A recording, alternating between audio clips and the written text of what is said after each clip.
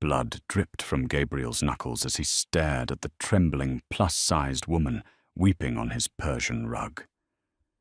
She wasn't supposed to be here, but when she finally choked out the words, "My father," and my brother did that, the city's most ruthless kingpin didn't reach for his gun. He reached for his phone to order a massacre. Clara Davies had spent her entire 26 years trying to shrink a cruel irony for a woman whose body naturally commanded space. She was fat a word her father Richard and her older brother Jonathan wielded like a serrated blade whenever they needed to carve away her self-esteem. They had convinced her long ago that her weight made her unlovable a burden to the family and a grotesque stain on the polished image of Davies' logistics. Because of this, Clara was kept hidden. She was the ghost in the machine working 60-hour weeks in the damp, windowless basement office of their Chicago warehouse, balancing ledgers, managing payroll, and desperately trying to keep the family business afloat, while Richard and Jonathan squandered their profits on high-stakes poker and luxury cars. Clara accepted her lot. She believed the poisonous lie that, because she didn't fit the world's narrow standard of beauty, she owed her family her relentless, invisible labor just to justify her existence. But loyalty, Clara was about to learn, was a one-way street in the Davies family. It happened on a torrential Tuesday night in November. Clara was hunched over a glowing monitor, her thick thighs pressing against the cold metal of her desk, frantically trying to find a missing $2 million in the quarterly accounts. The numbers weren't just wrong. They had been deliberately scrubbed. Panic fluttered in her chest, tight and suffocating. Before she could pick up the phone to call her father, the heavy steel door of the basement office groaned open. Footsteps echoed down the concrete stairs. Not just two pairs, but several. Heavy, deliberate, and ominous. Richard and Jonathan descended first, their faces pale clothes, soaked from the rain. But it was the men behind them that made Clara's blood run cold. 3 men in immaculate, dark-tailored suits, moving with the terrifying, silent grace of apex predators. At the center was Gabriel Marino. Gabriel was a phantom in the criminal underworld, the head of the Marino syndicate. He was brutally handsome, with sharp, aristocratic features, jet-black hair, and eyes the color of a frozen lake. His reputation was etched in blood across the eastern seaboard, a man who didn't just destroy his enemies, but erased their entire bloodlines. Richard. Gabriel's voice was a low, resonant baritone that seemed to vibrate the very walls of the basement. "You said you had my collateral. This is a basement full of dust and cheap electronics." Richard swallowed hard, his Adam's apple bobbing in his throat. He refused to look at Clara. Instead, he pointed a trembling finger directly at her. "There, that's her. That's the collateral." Clara froze, her hands hovering over her keyboard. "Dad, what? What is going on?" Jonathan stepped forward, a cruel, mocking sneer twisting his lips. He looked at Gabriel, then back at his sister, his eyes dripping with disgust. "She's the sole owner of the offshore holding accounts, Mr. Marino. We set them up in her name. If you want your money back, she's the only one who can authorize the transfer. Take her. Keep her until it clears. Honestly, take the pig. She's got enough meat on her bones to survive a few winters in your cellar." The sheer brutality of the words struck Clara with the force of a physical blow. Her breath hitched, tears instantly pooling in her eyes. She looked at her father, begging silently for him to contradict Jonathan, to tell them it was a sick joke. Richard finally met her gaze, his eyes dead and cowardly. "I'm sorry, Clara. We had no choice. You owe us for putting a roof over your head all these years." Gabriel Marino didn't blink. His cold eyes swept over Clara. He saw her plus-sized frame, her worn, oversized cardigan, the terrified trembling of her bottom lip. He was accustomed to collateral beautiful mistresses, arrogant sons, prized racehorses. He had never been handed a terrified broken woman who looked as though her own family had already shattered her soul into 1,000 pieces. "Take her!" Gabriel commanded his men quietly. When the two enforcers stepped forward, Clara didn't fight.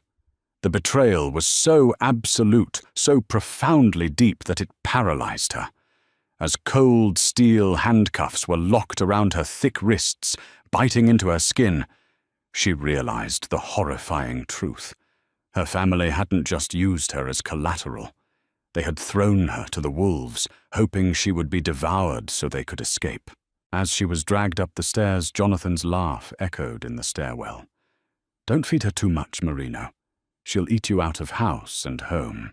Clara squeezed her eyes shut, letting the darkness take over as the cold rain of the Chicago night washed over her face, her father's cowardly silence ringing louder than the thunder. The Marino estate was a sprawling Gothic fortress nestled in the isolated hills outside the city. Clara was not thrown into a damp dungeon as her brother had cruelly predicted. Instead, she was placed in a sterile, high-security guest room. It had no windows, only smooth grey walls, a heavy mahogany desk and a simple bed. For 2 days, Clara sat in the corner of the room, her arms wrapped around her knees, refusing to eat the meals brought to her by silent guards. The silence was deafening, leaving her alone with the agonizing realization of her reality. She was a hostage of the Mafia, but worse, she was a discarded piece of trash to the only people she had ever loved. The psychological torment of her weight, the years of being called a worthless fat burden, culminated in this room. She truly believed her life was over. On the evening of the 3rd day, the heavy door unlatched with a loud clack. Gabriel Marino walked in. He had removed his suit jacket, wearing only a black dress shirt, with the sleeves rolled up, revealing forearms corded with muscle and dark, intricate tattoos. He pulled out the chair from the desk and sat backward on it, crossing his arms over the backrest. He stared at her for a long, calculating minute. Clara pressed herself harder into the corner, pulling her oversized sweater down over her knees, trying desperately to hide her body to become invisible. $2 million, Clara. Gabriel started his voice, a low, dangerous rumble. That is what your father and brother stole from my shipments. They told me you are the sole signatory on the Panamanian accounts where the money is stashed. Give me the authorization codes, and I will put you on a bus anywhere in the country. Refuse and things become unpleasant. Clara's voice was a ragged, broken whisper, rough from days of disuse and crying. I don't know what you're talking about. Gabriel's eyes narrowed. Do not play stupid with me. I am not a patient man. I'm not playing stupid. Clara suddenly sobbed, the dam finally breaking. She looked up at him, her face red and tear-stained. I'm the accountant for the legitimate freight. I balance the books for the local deliveries. I don't know anything about Panamanian accounts. I don't know anything about your shipments. Gabriel stood up slowly, kicking the chair aside. He walked toward her, crouching down so he was eye level with her on the floor. His physical presence was suffocating, terrifying. Your brother said you set up the accounts. He showed me the digital signatures. They match yours.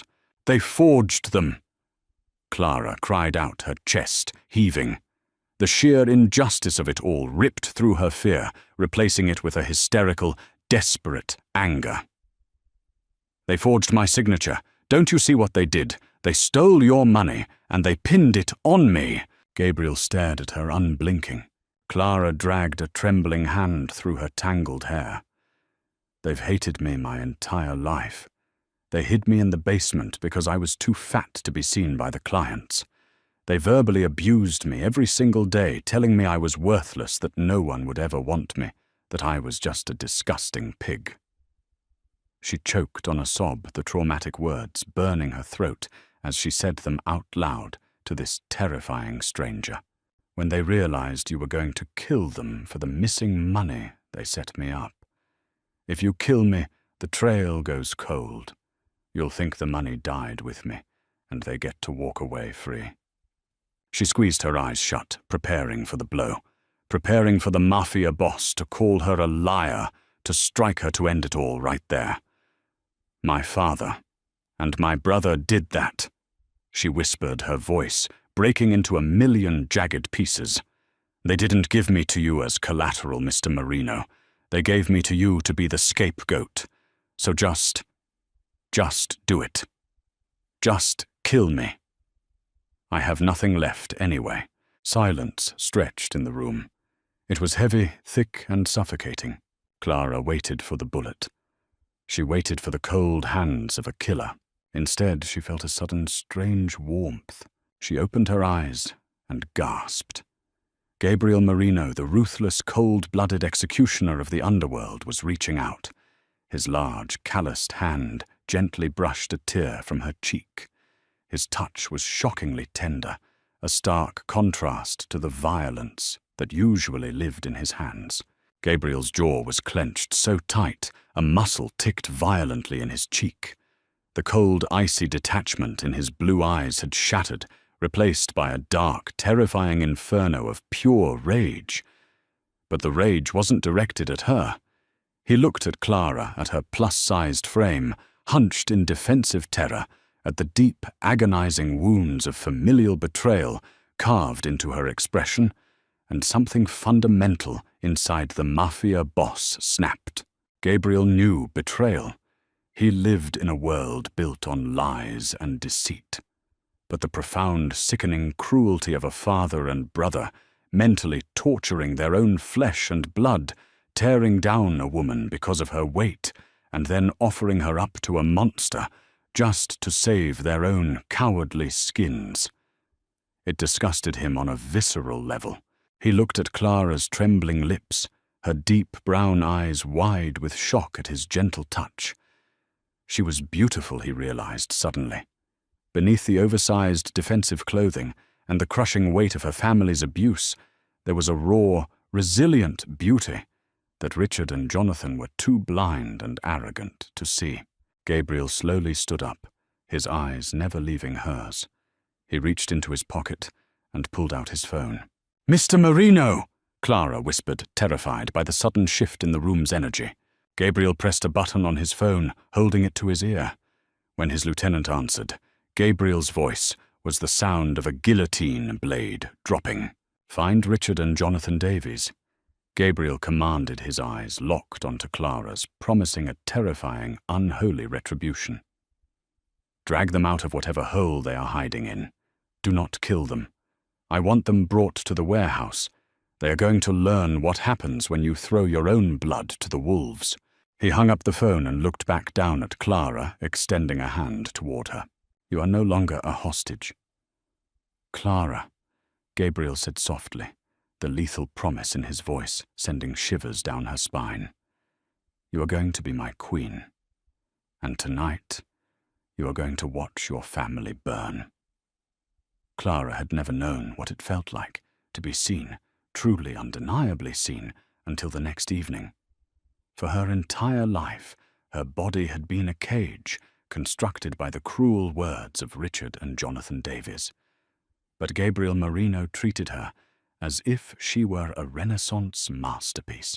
Hours before they were scheduled to leave for the warehouse, a team of high-end, discreet tailors arrived at her suite. They didn't sneer at her measurements or offer backhanded compliments. Instead, they draped her in a custom, deep crimson silk dress that wrapped perfectly around her waist and cascaded over her thick thighs. For the first time, Clara looked in the floor-to-length mirror and didn't see a fat, worthless burden. She saw a statuesque, imposing woman. She saw power. Gabriel waited at the bottom of the grand staircase. When he looked up and saw Clara descending, his breath visibly hitched. He didn't offer a polite, empty compliment. He simply walked to the foot of the stairs, took her hand, and kissed her knuckles. "They tried to bury a diamond in the dirt," he murmured, his blue eyes flashing with a possessive dark pride. "Tonight we show them exactly what you are worth. The ride to the Marino Syndicate's private shipping docks was executed in heavy, tense silence. Rain lashed against the tinted windows of the armored SUV, mirroring the storm brewing in Clara's chest.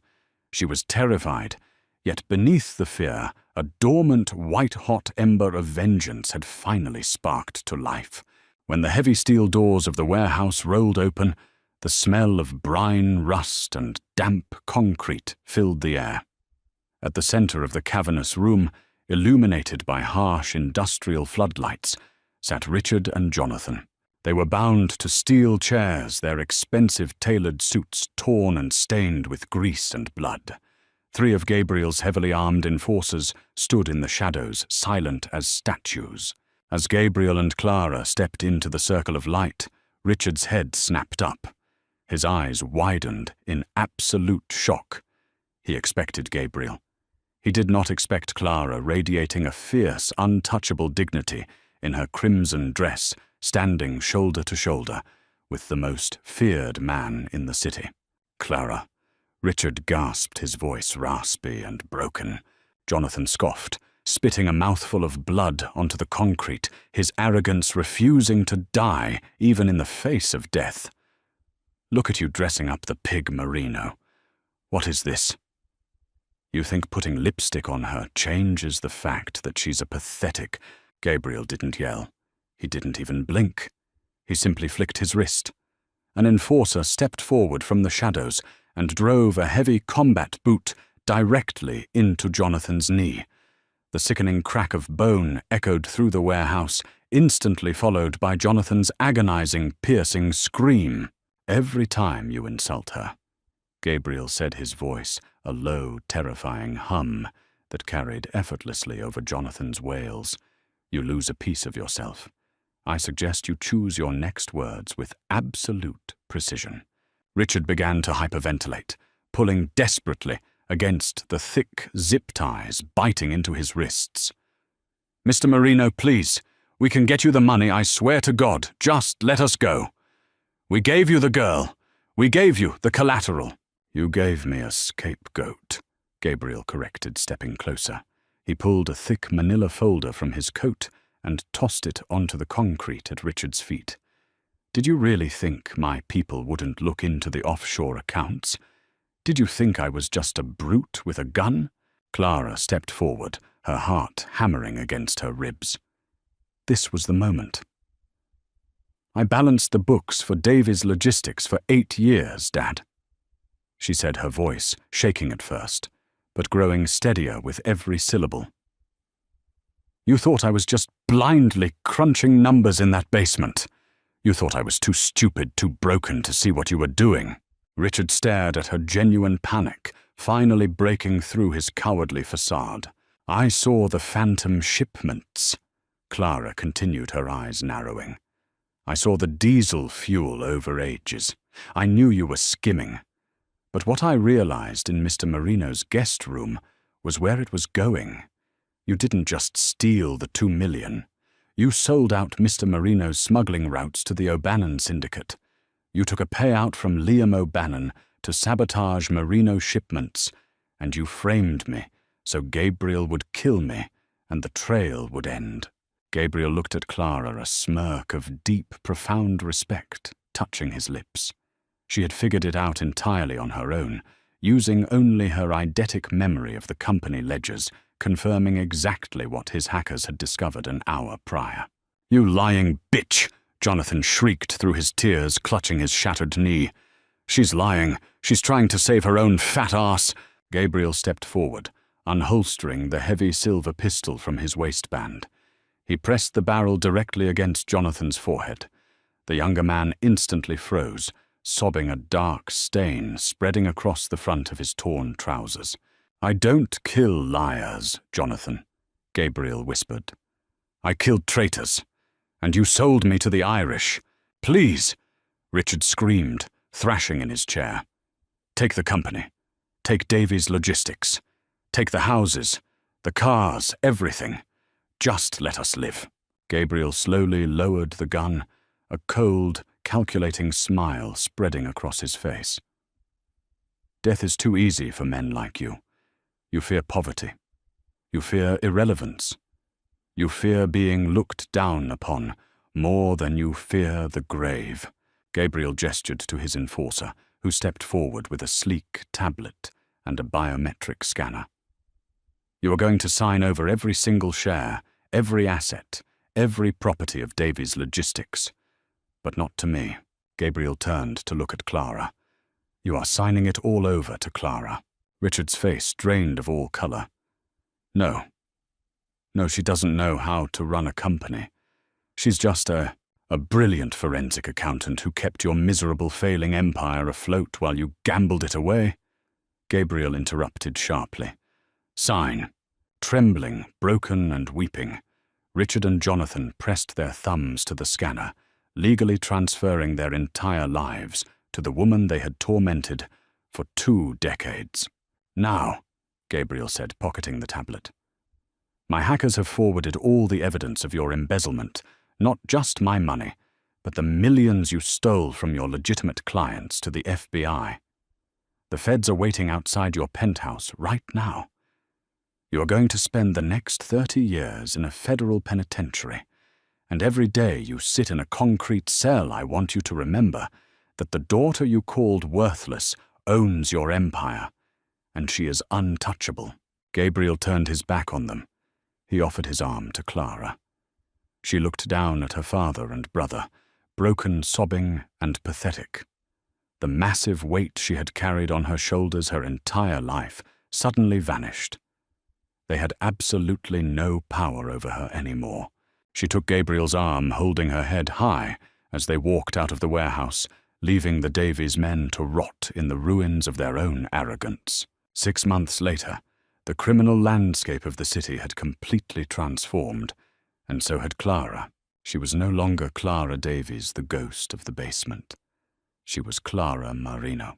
Their wedding had been a private, heavily guarded affair in Tuscany, far from the blood and concrete of Chicago.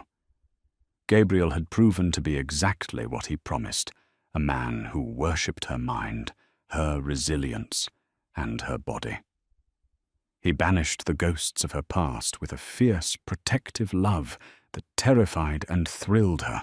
He kissed the curves she had been taught to hate, tracing her stretch marks like they were maps to hidden treasures, constantly reinforcing that she was his equal, his partner, his queen.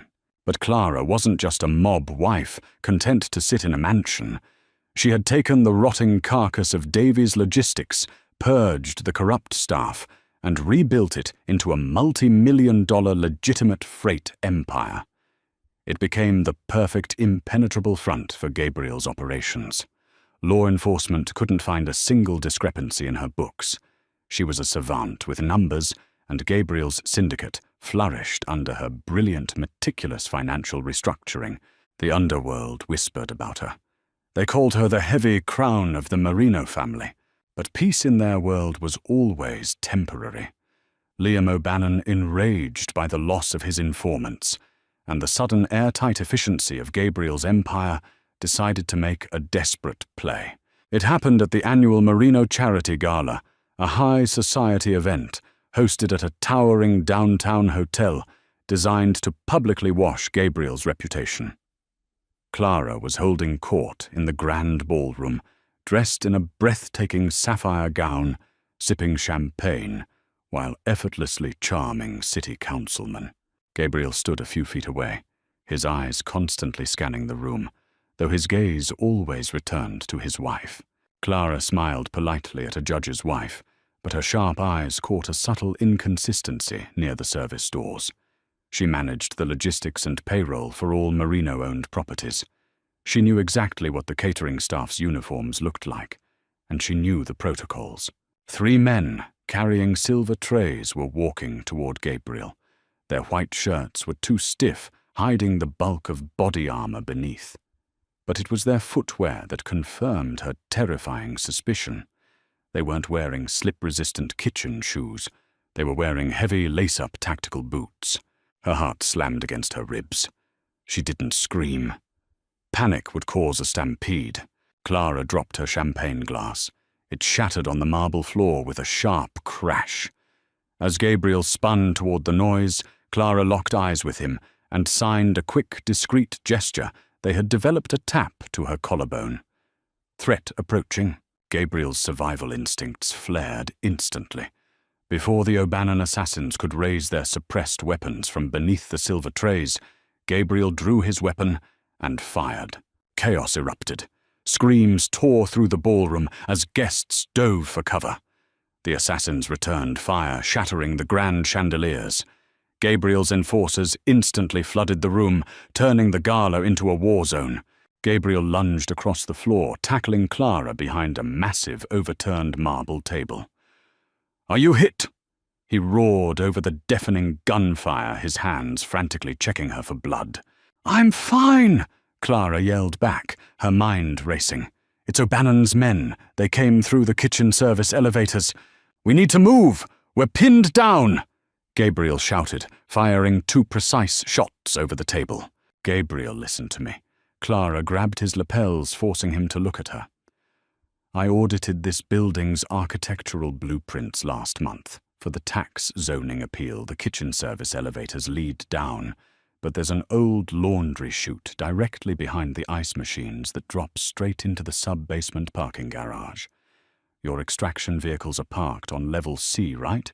Gabriel stared at her, awe piercing through the adrenaline of the firefight. "You memorized the blueprints?" "I memorize everything," she said, a fierce, unapologetic smile on her face. Following Clara's exact directions, Gabriel and his elite guards laid down covering fire, pushing back the assassins just enough to breach the kitchen doors. Clara led them through the labyrinth of the commercial kitchen, bypassing the compromised elevators, and locating the heavy steel door of the industrial laundry chute. They dropped down the chute landing safely in the canvas carts in the sub-basement, mere yards away from their armored convoy. By the time O'Bannon's men realized they had lost their targets, Gabriel's backup teams had arrived, wiping out the Irish syndicate's hit squad entirely. As the armored SUV sped away from the hotel, the sirens wailing in the distance, Clara leaned back against the leather seat, her chest heaving. She looked down at her hands. They weren't trembling. Gabriel reached out his large hand, wrapping around hers. He pulled her gently into his chest, burying his face in her hair. "You saved my life," he whispered, his voice thick with emotion. "You saw what my best men missed." Clara looked up at him, the neon city lights flashing across his aristocratic face. She thought about Richard and Jonathan, currently sitting in an 8x8 concrete cell, scrub-brushing prison toilets while they served out their 30-year sentences. They had called her stupid. They had called her a pig. They had tried to throw her to the wolves, but they had forgotten one crucial detail. When you throw a brilliant, resilient woman to the wolves, she doesn't get eaten. She comes back, leading the pack. "I told you, Gabriel," Clara murmured, leaning up to kiss the man who had shown her exactly what she was worth. "I'm not a hostage anymore. I'm the queen, and in the dark, thrilling embrace of the Mafia's most feared boss, Clara Marino finally knew unequivocally that she was beautiful, she was brilliant, and she was entirely unshakable. If Clara's incredible journey from a bullied hidden daughter to a powerful, unshakable queen left you speechless, hit that like button. Familial betrayal is a deep wound, but watching karma catch up to Richard and Jonathan is the ultimate justice. What would you have done in Clara's shoes? Let us know in the comments below. Don't forget to share this story with your friends and subscribe to our channel for more thrilling, jaw-dropping, true-to-life dramas.